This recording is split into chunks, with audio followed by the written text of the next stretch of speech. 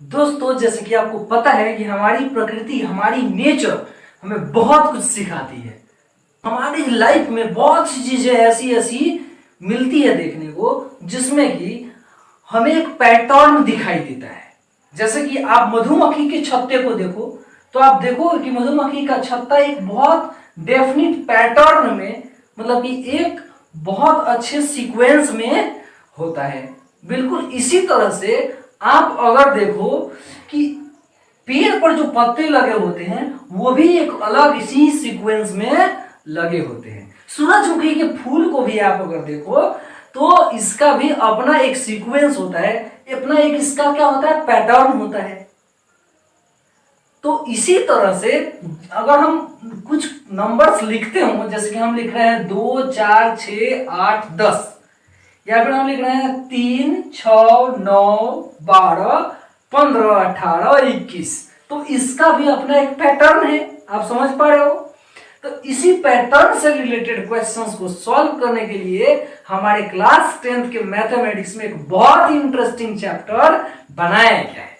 जैसे कि मान लो कि आपको नंबर से रिलेटेड कुछ क्वेश्चंस करने हो, आपके पास एक गुल्लक है और इस गुल्लक में आप आज 10 रुपए रख रहे हो, कल 20 रुपए, परसों 30 रुपए रख रहे हो। मतलब एक सीक्वेंस में, एक पैटर्न में अगर आप पैसों को रख रहे हो तो कुछ दिनों के बाद वो पैसा कितना होगा, या फिर 50वें दिन आप कितना पैसा रखोगे उसमें, इन सारे प्रॉब्लम्स को सॉल्व करने के लिए एक बहुत ही स्पेशल चैप्टर बनाया जाता है जिसका नाम है एपी, यानी कि एरिथमेटिक प्रोग्रेशन। और आपको क्लास 10th के सबसे स्पेशल चैप्टर्स में से इस चैप्टर को पढ़ना है। तो आइए स्टार्ट करते हैं और समझने का प्रयास करते हैं कि एपी यानी कि एरिथमेटिक प्रोग्रेशन अपना जादू कहां कहां चलाता है। तो आइए स्टार्ट करते हैं, लेट अस स्टार्ट।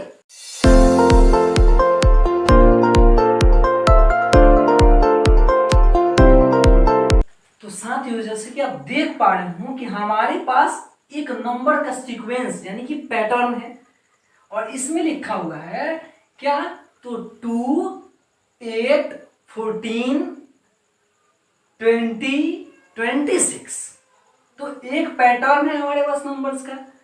या फिर दूसरा भी पैटर्न आप ले लो, जैसे कि 10 लिखा हुआ है, 10 लिखा हुआ है, 15 लिखा हुआ है, फिर 20 लिखा हुआ है, 25 लिखा हुआ है। तो इसमें भी आपको क्या दिखाई दे रहा है, नंबर्स का एक पैटर्न है।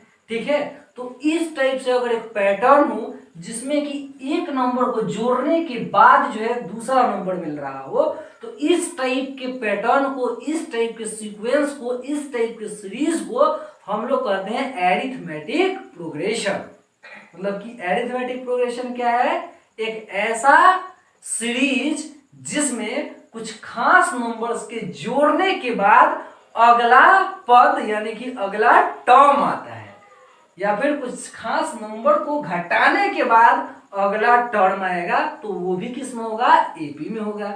जैसे कि मान लो आप कि 10 है और 10 के बाद 7 है, फिर 7 के बाद 4 है, 4 के बाद 1 है। तो यहाँ पे देख रहे हो कि नंबर्स को घटाने के बाद तब जो है हमें एक पैटर्न मिल रहा है। तो ये भी एपी का ही एग्जाम्पल है। क्या समझा आपने, कि एक ऐसा सीरीज, एक ऐसा पैटर्न नंबर का जिसमें कि कोई खास नंबर, एक खास नंबर जोड़ने के बाद ये पैटर्न पूरी तरह से बनता है। तो इस टाइप के पैटर्न या फिर इस टाइप के सीक्वेंस को हम क्या कहते हैं, एपी कहते हैं, यानी कि एरिथमेटिक प्रोग्रेशन कहते हैं। और बहुत मजेदार बात यह है कि आप जैसे कि समझ पा रहे हो कि पहले वाले में क्या है, 2 है, दूसरे वाले में स्टार्ट कहां से हो रहा है, 10 से, तीसरे वाले में भी 10 से स्टार्ट हो रहा है। तो जो स्टार्टिंग का टर्म होता है इसे ही हम लोग फर्स्ट टर्म के नाम से जानते हैं, यानी कि ये क्या है, हमारा प्रथम पद है। ठीक है, समझ में आ रहा है कुछ? और आप जैसे कि देख पा रहे हो कि यहाँ पे 10 लिखा हुआ है, फिर 10 के बाद 15 लिखा हुआ है, 15 के बाद 20 लिखा हुआ है, 20 के बाद 25 लिखा है। तो आप देख रहे हो ना, एक खास नंबर हम जोड़ रहे हैं, यहाँ क्या 5 जोड़ रहे हैं, तभी जाके ये सारे नंबर्स हमको सीक्वेंस में मिल रहे हैं। मतलब कि 5 जो है सारे इस सीरीज के सारे नंबर्स में क्या है कॉमन, 5 यानी कि 5 कॉमन है। तो इसी कॉमन नंबर को हम लोग कॉमन डिफरेंस के नाम से जानते हैं। कितना मजेदार बात है, जो नंबर कॉमन है सब में वही क्या है कॉमन डिफरेंस है। और कॉमन डिफरेंस कैसे नहीं मिलेगा, एक आगे वाले टर्म में से जस्ट पीछे वाले टर्म को आप घटा दो तो क्या मिल जाएगा आपको, कॉमन डिफरेंस मिल जाता है। तो आपको समझ में आ गया फर्स्ट टर्म क्या है और कॉमन डिफरेंस क्या है। जैसे कि मान लो कि अगर हम लिख दें कि 10, 15, 20, 25, 10, 15, 20, 25 और इसको हमने 100 तक लिख दिया, तो जो टोटल नंबर ऑफ टर्म्स यानी कि सब मिला के जो टर्म्स हैं उसे हम लोग नंबर ऑफ टर्म्स कहते हैं। और नंबर ऑफ टर्म्स को ही n से डिनोट किया जाता है। तो आप ध्यान रखना इस बात को कि हर एक जगह पे कॉमन डिफरेंस क्या होगा, बिल्कुल सेम होगा। मतलब कि सेम नंबर को आप ऐड करोगे या फिर सेम नंबर को सब्ट्रैक्ट करोगे तभी जाके हमें नेक्स्ट टर्म मिलेगा। और इसी चीज को अप्लाई करके हम लोग एक्सरसाइज फर्स्ट को सॉल्व करने वाले हैं। तो get ready and watch how the questions of the exercise are going to be solved. यहां से स्टार्ट हो रहा है हमारे एक्सरसाइज का क्वेश्चन, ठीक है। और ये 5.1 एक्सरसाइज से बहुत ही पहला क्वेश्चन है, एकदम बहुत इजी क्वेश्चंस आपको मिलेंगे, ठीक है। थोड़ा सा दिमाग लगाना पड़ेगा, ठीक है, नहीं तो यही इजी क्वेश्चन आपको बिजी करके रख देगा अपने आप में, ठीक है। So let us start with the very first question. क्या कर रहा है कि कौन से सिचुएशन में, मतलब चार ये इसके 4 सब पार्ट्स हैं और इन चारों सब पार्ट्स में से कौन से सिचुएशन में जो लिस्ट ऑफ नंबर्स बन रहे हैं वो एपी हो रहे हैं, ये आपको बताना है। और अगर एपी हो रहे हैं तो उसके पीछे का क्या कंडीशन है ये भी आपको बताना है। तो आप एपी को आइडेंटिफाई करने का सिस्टम अभी तक समझते हैं।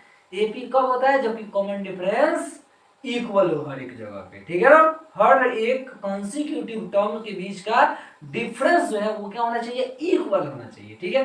तो आइए इस क्वेश्चन को, जो कि फर्स्ट क्वेश्चन है, इसको करके और सबसे स्टार्टिंग क्वेश्चन करते हैं, श्री गणेशाय कर देते हैं इसका, ठीक है, मतलब कि शुरुआत कर देते हैं। तो आंसर के लिए आप लिखोगे, जो पहला क्वेश्चन है ये कह रहा है कि टैक्सी फेयर हर 1 किलोमीटर के लिए आपको बताना है कि एपी में हो रहा है या नहीं। अगर पहले किलोमीटर के लिए ₹15 लग रहा है और फिर नेक्स्ट किलोमीटर के लिए 8 रुपीज किलोमीटर पे बढ़ते जा रहा है, मतलब पहले किलोमीटर के लिए 15 रुपए तो दूसरे किलोमीटर के लिए 15 + 8 यानी कि 23 रुपए, और तीसरे किलोमीटर के लिए ये राज है। और राज के बात को अभी खोलेंगे कुछ देर के बाद।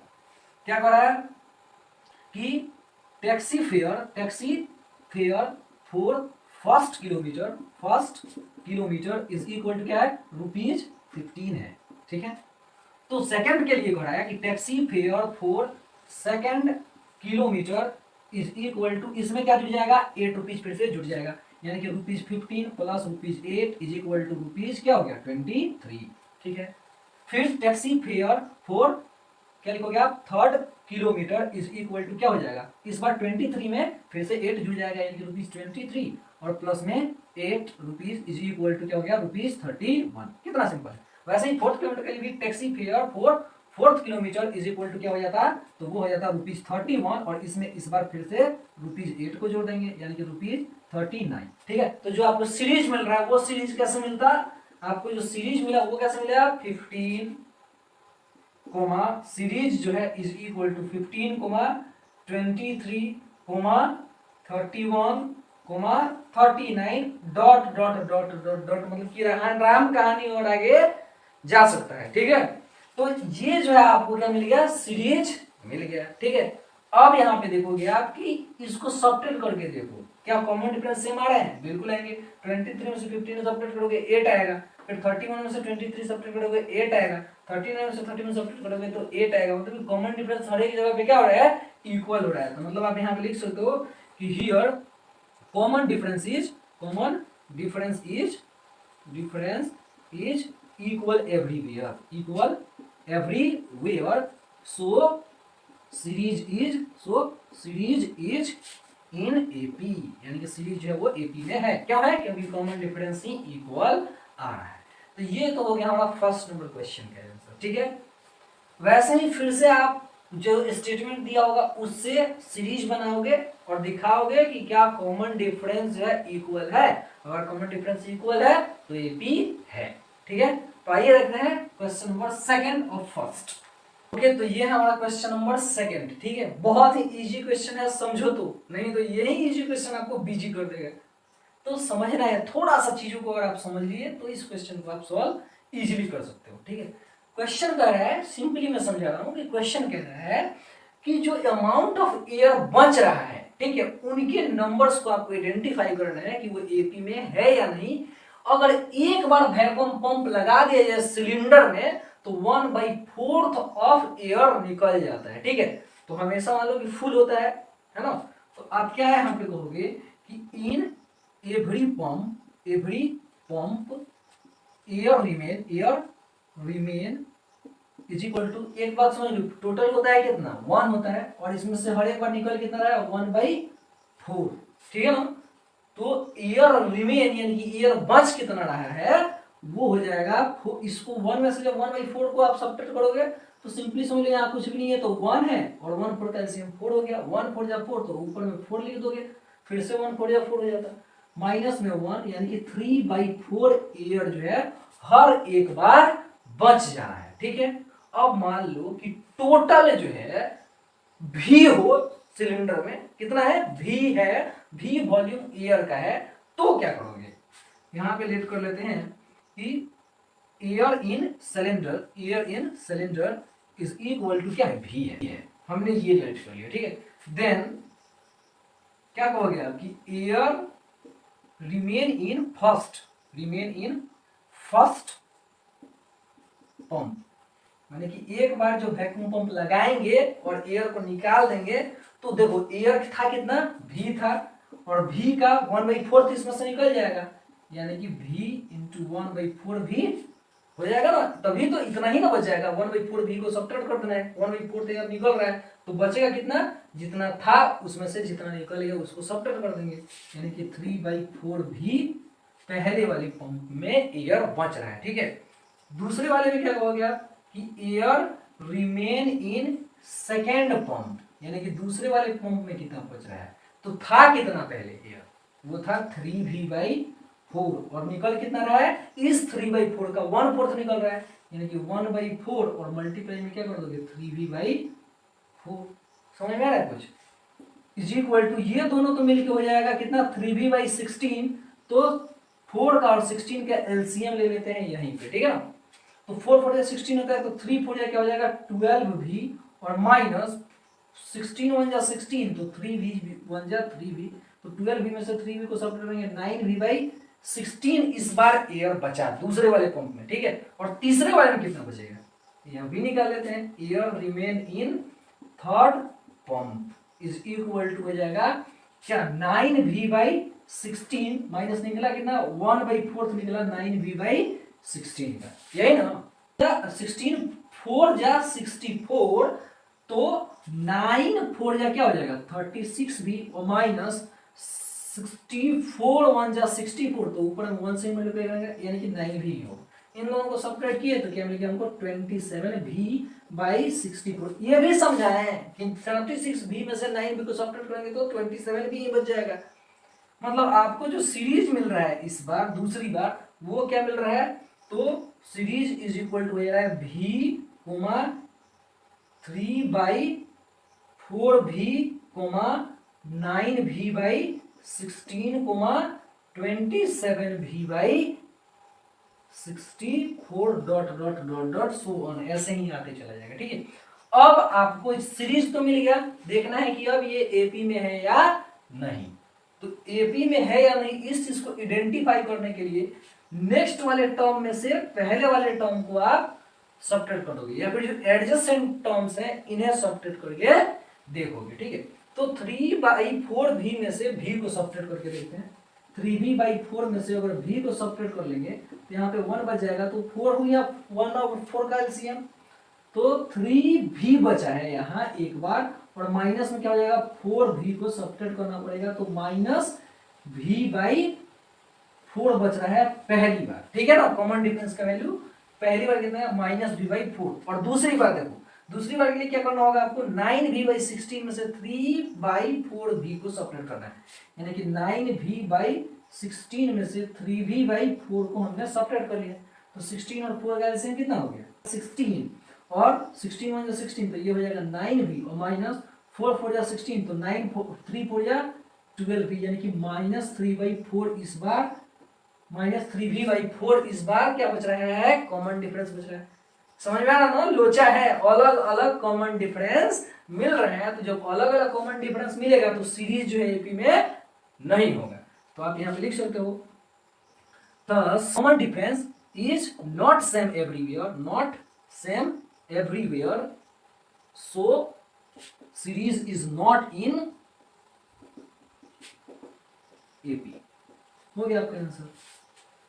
मैंने आपको पहले ही बताया कि बस आपको छोटी सी चीज समझ लेनी है कि कितना कितना बच रहा है, तो जितना पहले था उसमें से 1/4 उसका घटाएंगे, तो जो बच रहा है उसका वैल्यू हमको मिल जाएगा। ऐसे आप कॉन्सिक्यूटिवली आंसर को फाइंड आउट कर सकते हो, ठीक है ना। तो ये था हमारा सेकंड नंबर क्वेश्चन। देखते हैं कि थर्ड नंबर क्वेश्चन क्या करा। Okay, so let us see that. कितना इजी क्वेश्चन दे दिए। ये क्वेश्चन सबसे इजी क्वेश्चन है मैं कहूँ तो, ठीक है। इस वाले पार्ट है, क्या कर रहा है कि cost of digging of well जो हो रहा है, पहले मीटर का 150 रुपया हो रहा है, ठीक है, और उसके बाद 1 मीटर आप खुदवाते हो तो फिर आपको 50 रुपए एक्स्ट्रा देने पड़ जाएंगे, ठीक है ना। जितना मीटर आप खुदवाओ फिर 50 रुपया एक्स्ट्रा देना पड़ेगा, ठीक है। मतलब पहले मीटर का तो आपने 150 रुपए 150 रुपीज दे दिए, ठीक है। फिर तो दूसरे मीटर का कितना रुपया देना पड़ेगा, 2 मीटर खुदवाओगे तो डिग कराओगे तो 150 प्लस 50 यानी कि 200 रुपीज देने पड़ेंगे, और 3 मीटर खुदवाओगे तो कितना देना पड़ेगा, 200 और प्लस में 50, ठीक है। तो कितना हो जाएगा 250। मतलब आप देख रहे हो ना, पहले 150 था, बाद में 200 हुआ, और फिर उसके बाद 250, फिर उसके बाद जो होगा 4th मीटर का वो कितना हो जाएगा 300। तो सबके बीच का कॉमन डिफरेंस कितना आएगा, 50 रुपीज आएगा। तो जो हमारा सीरीज होगा वो किसमें हो जाएगा, एपी में हो जाएगा। बिल्कुल क्लियर है, बहुत इजी क्वेश्चन है, ठीक है। इसको आप खुद से करना, ठीक है। जो क्वेश्चन नंबर थर्ड है हमारा, ठीक है ना, बहुत इजी क्वेश्चन। तो see the fourth number question, वो कैसा है इसको देखते हैं। ओके, तो ये है क्वेश्चन नंबर फोर्थ। ये भी बहुत इजी है, लेकिन आपको थोड़ा सा दिमाग लगाना पड़ेगा, नहीं तो ये क्वेश्चन इजी तो है लेकिन आपको बिजी कर देगा, ठीक है ना। तो इस क्वेश्चन को देखते हैं क्या कर रहा है। क्वेश्चन कर रहा है कि आप गए बैंक में और उस बैंक में ले जाके 10,000 रुपए जमा कर देते हो, और बैंक कहता है कि मैं आपको 8% कंपाउंड इंटरेस्ट हर साल यानी कि एवरी ईयर दूंगा, ठीक है ना। तो आपको निकालना है कि जो अकाउंट में बैलेंस होगा हर एक साल, क्या वो एपी में हो रहा है या नहीं हो रहा है, ठीक है। तो बहुत इजी क्वेश्चन है, इसको सॉल्व कर लेते हैं। आंसर लिखेंगे, क्या होगा कि amount of money in first year, ठीक है, मतलब कि एक साल में कितना हो जाएगा इन फर्स्ट ईयर। जैसे 10,000 रुपये आप दिए, तो 10,000 रुपए का एक साल में ब्याज आपको मिल जाएगा 8%, तो टोटल मनी कितना हो जाएगा, P इंटू 1 प्लस R, मतलब कि रेट कितना है 8, और बाई में 100 टू द पावर n यानी कि 1। समझ में आ गया बात। फिर मान लेते हैं कि जो अमाउंट ऑफ मनी होगा, amount of money in second year, यानी कि जब 2 साल पूरे जाएंगे, ठीक है, तो कितना रुपया होगा। तो फिर से इस बार फॉर्मूला लगाएंगे, P into 1 plus R by 100। P तो इतना ही है, 1 प्लस R कितना है हमारा, वो 8/100 हो जाएगा, और यहाँ पे n की वैल्यू क्या आ जाएगी, 2 आ जाएगी, ठीक है ना। कंपाउंड इंटरेस्ट का तो फॉर्मूला याद है ना जी, कि P into 1 plus R by 100 to the power n होता है, जहां n इज ईयर। तो फिर क्या लिखोगे आपकी अमाउंट ऑफ मनी है ना इन थर्ड ईयर, ठीक है। जो मनी हो जाएगा वो कितना हो जाएगा, तो 10,000 multiplied 1 plus 8/100 to the power 3, ठीक है। और क्या आपको लग रहा है कि इसमें कॉमन डिफरेंस इक्वल आएगा, क्योंकि हर एक जगह पे मल्टीप्लाइड 118 बाई 100 इंक्रीज होते जा रहा है। देखो यहाँ पे सिर्फ जो वैल्यू था वो कितना था, वो था 10,000 मल्टीप्लाइड 118 बाई 100, क्योंकि इन दोनों को जब आप ऐड करोगे ना 118 बाई 100 आ जाएगा, ठीक है ना। इसको दोनों को भी ऐड करोगे तो फिर से 118 बाई 100 आ जाएगा, और ये 2 बार मल्टीप्लाई होगा, ठीक है ना। समझ में आ रहा है? कभी भी आपका जो है, आपका जो सब्ट्रैक्शन होगा कॉन्सिक्यूटिव टर्म्स के बीच का, वो कभी भी इक्वल नहीं आएगा। इस इक्वल टू फिर इसमें क्या हो जाएगा, तो 10,000 और मल्टीप्लाई में 118 बाई 100, फिर से मल्टीप्लाइड 118 बाई 100 मल्टीप्लाइड 118 बाई 100। समझ में आ रहा है कुछ? तो ये 3 टाइम्स, मतलब कि पावर्स जो है वो इंक्रीज होते जा रहे हैं हर एक टाइम। तो आप क्या कह सकते हैं कि हियर सी डी यानी कि common difference is not equal everywhere, so it is not in AP, it is not in AP, ठीक है। आप चाहो तो इसके परफेक्ट वैल्यूज को भी फाइंड आउट करके और तब निकाल सकते हो, कॉमन डिफरेंस इक्वल नहीं आएंगे, यही रीजन है कि ये भी AP में नहीं होगा। ओके, तो ये थे कुछ इजीएस्ट क्वेश्चंस फर्स्ट नंबर से बिलोंग करने वाले, ठीक है। अब जो हम लोग सेकंड नंबर क्वेश्चन को देखेंगे कि सेकंड नंबर क्वेश्चन को कैसे सॉल्व करें एक्सरसाइज 5.1 से। तो 2 नंबर यानी कि सेकंड नंबर क्वेश्चन में कह रहा है कि हमको 4 टर्म्स आगे वाले निकालने हैं, मतलब जो 4 टर्म्स हैं, फर्स्ट 4 टर्म्स उन्हें निकाल के आपको दिखा देना है कि हाँ भैया ये एपी है, ठीक है। तो आप अगर एक बात को समझो तो एपी कैसे होता है, यहाँ 2, ठीक है, फिर 5, फिर 8, फिर 11, फिर 14, ऐसे करके कोई भी एपी होता है। यहाँ पे कॉमन डिफरेंस हर एक जगह पे सेम होना चाहिए ना। मतलब आप एक चीज को ध्यान से समझो, तो ये 2 है, तो फिर नेक्स्ट वाला टर्म क्या है, 2 + 3 है, उसके नेक्स्ट वाला जो टर्म है 2 + 3 + 3 है, उसके नेक्स्ट वाला जो टर्म है 2 + 3 + 3 + 3 है, और उसके नेक्स्ट वाला टर्म 2 + 3 + 3 + 3 + 3 है कि नहीं? यही ना आ रहा है जी। मतलब ये समझ लो आप कि अगर फर्स्ट टर्म ए होगा तो उसके जस्ट आगे वाला टर्म क्या होता है, एपी किस फॉर्म होता है। अगर फर्स्ट टर्म ए है तो उससे जस्ट आगे वाला टर्म क्या हो जाएगा, ए + डी हो जाएगा। फिर उससे जस्ट आगे वाला टर्म क्या हो जाएगा, ए + डी हो जाएगा, है ना जी। फिर उससे जस्ट आगे वाला टर्म क्या हो जाएगा, ए + डी, और फिर उससे जस्ट आगे वाला टर्म क्या हो जाएगा, ए + डी, ऐसे हो जाएगा। समझ में आ रहा है कुछ ये? अब आप सिंपली समझ लोगा कि एक एपी का फॉर्म क्या होता है। तो एक एपी का फॉर्म होता है ए + डी ये डी और डी कितना हो गया, 2d, फिर ए प्लस ये डी कितने हो गए, 3d हो गए, और ये ए + 4d और डॉट डॉट डॉट डॉट ऐसे करके एक एपी जो है वो बनते जाता है। मतलब हमने समझा कि एपी का जो फॉर्म होगा ए प्लस कॉमन डिफरेंस, फिर उसके बाद a + 2 इंटू कॉमन डिफरेंस, फिर उसके बाद a + 3 इंटू कॉमन डिफरेंस, ठीक है। अब सिंपली इसी फॉर्मूले पे इसको सेट करो। आप फर्स्ट नंबर के आंसर के लिए लिखोगे क्या कि AP = a, a + d, a + 2d, a + 3d, यही 4 टर्म्स पहले के लिख दें तो 1 2 3 और 4 हो गए। मतलब हम लिख सकते थे कि AP = क्या हो जाएगा, a की वैल्यू जो है यहाँ, सिंस a = क्या हो रहा है, देखो यहाँ क्या कर रहा है 10, ठीक है, एंड d = क्या कर रहा है 10 कर रहा है। मतलब a कहने का मतलब क्या आ जाएगा, यहाँ 10 आ जाएगा, ठीक है, कोमा 10 और 10 ही आ जाएगा। फिर कोमा में a + 2 इंटू डी, यानी कि a की वैल्यू क्या है 10 है, और प्लस में 2 इंटू डी यानी कि 2 इंटू 10 आ गया, है ना, कोमा a + 3d, यानी कि a जो हो गया वो हमारा फिर क्या है 10, और फिर प्लस में क्या हो जाएगा 3 इंटू डी यानी कि 10, यानी कि जो हमारा AP होगा AP = 10, 10 और 10 कितना हो गया, ये 20, 10 + 2 × 10, तो 2 10 या 20 + 10 कितना हो गया 30, कितना इजी है। फिर ये 30 और 10 कितना हो गया 40, ये हो जाएगा आपका आंसर, ठीक है ना। वैसे ही नेक्स्ट क्वेश्चन को भी आप कर सकते हो, जैसे कि सेकंड नंबर को करना है। तो सेकंड नंबर को क्या करेंगे, a इज इक्वल टू इस पर -2 है और d इज इक्वल टू 0 है, तो यहाँ पे पहले लिख दो कि AP इज इक्वल टू क्या होगा, a plus D a plus 2d a plus 3d, यही ना AP हमारा बनेगा। तो आप लिख सकते हो यहाँ कि a इज इक्वल टू क्या, since a is equal to -2 है ना जी, and d is equal to 0 है, तो a और d के वैल्यूज को रिस्पेक्टिवली रख देते हैं।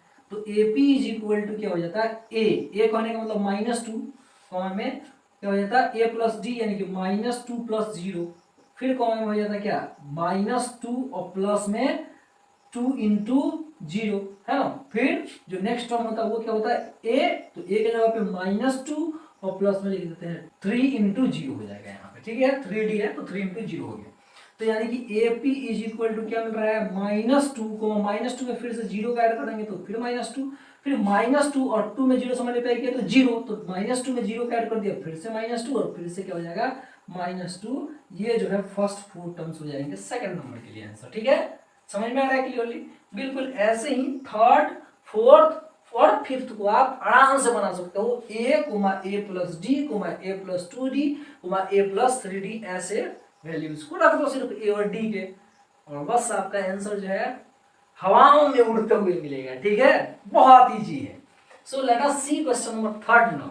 ओके तो ये क्वेश्चन नंबर 3, ठीक है एकदम इजी सा क्वेश्चन है, बस थोड़ा सा आपको दिमाग लगाना है, पहले ही आप इसके बारे में डीपली स्टडी कर चुके हो, ठीक है आपको क्या करना है फर्स्ट टर्म और कॉमन डिफरेंस बस लिखना है, ठीक है तो फर्स्ट के आंसर के लिए लिखोगे आप जो फर्स्ट टर्म होता है फर्स्ट टर्म, तो first term is equal to क्या हो जाएगा, जो पहले टर्म दिखाई दे रहा है यानी कि 3 हो गया, ठीक है और जो कॉमन डिफरेंस होगा वो क्या हो जाएगा, तो कॉमन डिफरेंस के लिए हम लोग क्या करते हैं नेक्स्ट वाले टर्म में से उसके जस्ट पहले वाला टर्म को सब्ट्रैक्ट करते हैं, यानी कि 1 में से 3 को आप सब्ट्रैक्ट कर दो क्या मिलेगा -2, हो गया आंसर, और कुछ करना ही नहीं है। सेकंड के आंसर को भी आप देख लो, सेकंड नंबर के लिए फिर क्या लिखोगे यहाँ फर्स्ट टर्म लिखना है, तो फर्स्ट टर्म के लिए जो पहले दिखाई दे रहा है वही ना लिखोगे आप, तो पहला क्या दिखाई दे रहा है -5 लिख दो, ठीक है ना, फिर उसके बाद कॉमन डिफरेंस कर रहा है तो कॉमन डिफरेंस के लिए क्या लिखोगे, फिर से वही काम करना है हमको, नेक्स्ट वाले टर्म में से उसके पहले वाले टर्म को सब्ट्रैक्ट करो, सबसे अच्छा 7 में से 3 सब्ट्रैक्ट करो आराम से सब्ट्रैक्ट हो जाएगा, ऐसे भी चलते हैं -1 -5, तो इससे अच्छा कर लेते हैं 7 - 3 = 4, हो गया आंसर, ठीक है ना। उसका नेक्स्ट है 3 नंबर क्वेश्चन ही है, तो 3 नंबर में क्या कर रहा है 1/3 या 5/3 है ना, तो फर्स्ट टर्म लिख देते हैं यहाँ, फर्स्ट टर्म = क्या हो जाएगा, वो हो जाएगा हमारा 1/3 फर्स्ट टर्म हो गया। नेक्स्ट वाले टर्म के लिए क्या करना है आगे वाले में से जस्ट पीछे वाले को सब्ट्रैक्ट करेंगे, ठीक है ना, तो कॉमन डिफरेंस = क्या हो गया, कॉमन डिफरेंस कहीं से भी आप सब्ट्रैक्ट कर सकते हो, इसमें से इसको सब्ट्रैक्ट कर दोगे तो भी कॉमन डिफरेंस उतना ही मिलेगा, इसमें से इसको सब्ट्रैक्ट करोगे तो भी उतना ही मिलेगा, 13/3 में से ही सब्ट्रैक्ट कर लेते हैं 9/3 को, तो हो गया कितना 4/3, क्योंकि 3 और 3 एलसीएम तो 3 हो गया, सब्ट्रैक्ट क्या करना है 14 में से 9 सब्ट्रैक्ट करना है, 4/3 हो गया आंसर। वैसे ही फोर्थ नंबर को भी अगर आप देखो तो इसमें भी फर्स्ट टर्म लिखना है, तो फर्स्ट टर्म = क्या हो गया, फर्स्ट टर्म हो गया हमारा 0.6, ठीक है, और जो कॉमन डिफरेंस है यानी कि CD लिख लेते हैं, CD एक शॉर्ट फॉर्म होता है कॉमन डिफरेंस का, ठीक है तो कॉमन डिफरेंस = क्या हो जाता है, तो नेक्स्ट वाले में से उससे जस्ट पहले वाला सब्ट्रैक्ट कर देते हैं, 1.7 में से 0.6 को सब्ट्रैक्ट कर लेते हैं, ठीक है ना, कितना बच गया, तो 1.1 हो गया बस आपका आंसर, कुछ है ही नहीं, ठीक है ना। आगे वाला क्वेश्चन देखते हैं, नेक्स्ट क्वेश्चन ढेर सारे क्वेश्चंस हैं लेकिन बहुत इजी हैं, okay so let us see that. Okay तो ये है क्वेश्चन नंबर 4, ठीक है बहुत ही इजी क्वेश्चन है, ये बात अलग है कई सारे इसके सेक्शन हैं तो हम सारे सेक्शंस को सॉल्व नहीं करेंगे, 3-4 पे आप क्वेश्चन सॉल्व करेंगे, ठीक है और उसके बाद आप समझ जाओगे और आप इसको खुद से सॉल्व करोगे, ओके बस ये आइडेंटिफाई करना है कि ये जो सीरीज दिए गए हैं, ये जो पैटर्न्स दिए गए हैं नंबर के, ये एरिथमेटिक प्रोग्रेशन यानी कि एपी में है भी या नहीं, बस इतना ही आपको आइडेंटिफाई करना है और कुछ नहीं करना। तो आप क्या करो ना, सबको अगले वाले टर्म में से पिछले वाले टर्म को हमेशा घटा के सब्ट्रैक्ट करके देख लो, ठीक है अगर कॉमन डिफरेंस सभी जगह पे इक्वल आ रहा है देन ये किसमें है एपी में होगा। जैसे कि एक फर्स्ट नंबर क्वेश्चन में समझाऊं तो फर्स्ट नंबर क्वेश्चन के लिए जब सेकंड वाले टर्म में से यानी कि A2 में से A1 को आप सब्ट्रैक्ट करते हो तो आपको क्या मिलेगा, 4 - 2 नहीं मिलेगा, 4 में से 2 को सब्ट्रैक्ट कर दिया तो 2 मिल गया, फर्स्ट वाले में कॉमन डिफरेंस क्या मिला तो 2, और दूसरी बार जो कॉमन डिफरेंस मिलेगा यानी कि 8 में से जब मैं 4 को सब्ट्रैक्ट करूंगा यानी A3 में से A2 को जब मैं सब्ट्रैक्ट करूंगा तो क्या मिल रहा है हमको, A3 क्या है 8 और माइनस में क्या करोगे आप, तो 4 करोगे, ठीक है। तो 8 में से 4 गया तो क्या बच गया, 4 बच गया। समझ में आ रहा है कुछ? अब लेकिन हमको क्या दिखाई दे रहा है कि कॉमन डिफरेंस दोनों जगह पे अलग अलग आ रहा है। तो जब कॉमन डिफरेंस अलग अलग आ रहा है तो हम कहेंगे कि ये फर्स्ट वाला जो है एपी में नहीं है, क्योंकि एपी में कॉमन डिफरेंस हर एक जगह पे इक्वल होता है। सो ये क्या हो जाएगा, this is not in AP, this is not AP लिख लेते हैं, ठीक है। इसका आंसर बन गया। ओके, सेकंड वाले के लिए देखते हैं। तो सेकंड वाले के लिए भी क्या करेंगे हम लोग, A2 में से A1 को घटा दें, यानी कि सेकंड वाले टर्म में से फर्स्ट वाले टर्म को सब्ट्रैक्ट कर दें। देन क्या हो जाता है 5/2 एंड माइनस में क्या हो जाता है 2। तो इसमें जब सब्ट्रैक्ट करेंगे तो नीचे में ओरिजिनली 1 बच जाएगा, 2 जब 4 हो गया तो 5 में से 4 को सब्ट्रैक्ट करेंगे, 5 - 4/2 बच गया। तो यानी कि हमको जो रिजल्ट मिला वो 1/2 मिल रहा है, ठीक है। यानी कि पहली बार जो हमारा कॉमन डिफरेंस आया वो 1/2 है।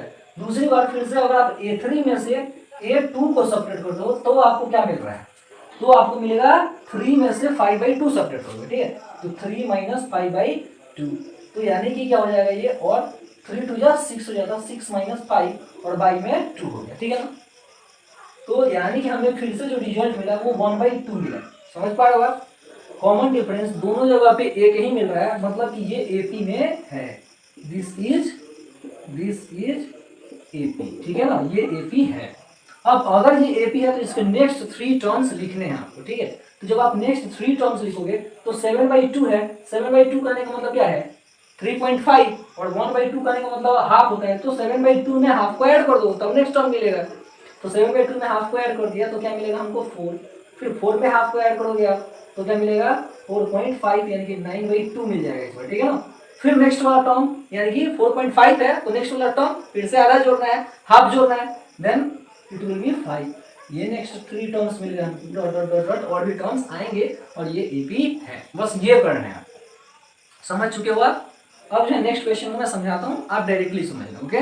थर्ड नंबर क्वेश्चन में क्या समझ पा रहे हो आप कि -3.2 में से माइनस करेंगे 1.2 को तो आपका रिजल्ट क्या जाएगा -2, ठीक है ना। तो सब जगह से -2 ही हो रहा है ऐड सब में, ठीक है। तो ये वाला भी क्या हो जाएगा एपी हो जाएगा, क्योंकि कॉमन डिफरेंस वाले की जगह पे क्या है इक्वल है, तो ये वाला हमारा एपी हो गया। और नेक्स्ट वाला टर्म चाहिए तो आपको मिल जाएगा कितना 7.2, फिर नेक्स्ट टर्म क्या हो जाएगा -9.2, फिर नेक्स्ट टर्म क्या हो जाएगा -11.2 और ऐसे ही सो ऑन आगे के टर्म्स आएंगे। आप इतना समझ चुके हो। इस वाले को दिखाते हैं, ठीक है, फिफ्थ नंबर को।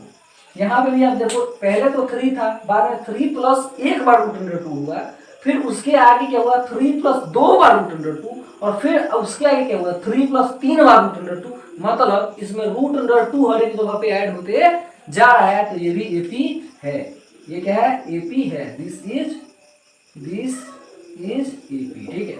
और अगर ये एपी है तो हम क्या कर सकते हैं, इसको नेक्स्ट वाले टर्म को लिख सकते हैं, यानी कि 3 + 4√2 आ जाएगा, फिर आ जाएगा 3 + 5√2 और फिर नेक्स्ट वाला और जो टर्म होगा वो हो जाएगा 3 + 6√2, ऐसे ही सो ऑन एपी बनते चले जाएंगे। अगर मैं एक और क्वेश्चन बता दूं मैं आपके लिए, तो ये क्वेश्चन को देख लो। यहाँ पे क्या हो रहा है मल्टीप्लाई होते जा रहा है ओरिजिनली ए हर एक टर्म में, और ए बी में कभी मल्टीप्लाई नहीं होता है, यानी कि कॉमन डिफरेंस सेम नहीं है ना ये, यहाँ पे तो मल्टीप्लाई होते जा रहा है। सिंपली आप समझ सकते हो, तो यानी ये एपी नहीं है, नॉट एपी, और एपी नहीं है तो आपको नेक्स्ट टर्म लिखने ही नहीं। ये जो है अगर इसको आप देखना चाहो तो ये वाला क्या है, इसमें आप √2 देख रहे हो और √8 देख रहे हो, तो √8 के लिए क्या लिखते हैं लोग 2√2 लिखते हैं, ठीक है ना। √8 मतलब कि 2√2 और फिर इसमें से √2 को सेपरेट कर लेते हैं, तो माइनस में क्या हो जाएगा √2, तो 2√2 में से 2√2 गया तो सिर्फ √2 बचा है। फिर अगर हम लोग √3 में से 8 को सेपरेट करते हैं तो क्या बचा, अगर आप √8 को सेपरेट करेंगे तो ये वाला 3√2, ठीक है, क्योंकि √18 करने का मतलब कि 3√2 हो जाएगा, माइनस में क्या हो जाएगा ये 2√2, तो 3√2 में से 2√2 गया तो क्या बच गया, वो बच गया सिर्फ √2। तो जब देख रहे हो ना हर एक जगह पे यानी कि दोनों जगह क्या आया कॉमन डिफरेंस सेम आया, मतलब ये वाला जो है एपी है, एपी है। और नेक्स्ट के 3 टर्म्स लिख देंगे आपको, तो √2 हो गया, √8 हो गया, √18 हो गया, √32 हो जाएगा। तो फिर उसके बाद क्या होना चाहिए, तो आप इसको समझो पहले, ठीक है। एक बार √2, फिर 2√2, फिर 3√2, फिर 4√2 हो गया, ठीक है।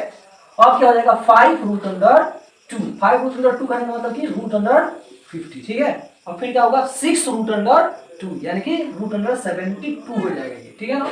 फिर उसके बाद 7 रूट अंडर 2 यानी कि 98 हो गया। अब ये सब मैं कैसे कर रहा हूँ, क्योंकि जब आप 5 रूट अंडर 2 लिखते हो तो 5 रूट अंडर 2 को क्या लिखते हो, इसको हम लोग 5 को जब अंदर भेजेंगे तो रूट अंडर में क्या हो जाएगा 25 मल्टीप्लाई 2, तो हो गया कितना रूट अंडर 50, नहीं आया सब में।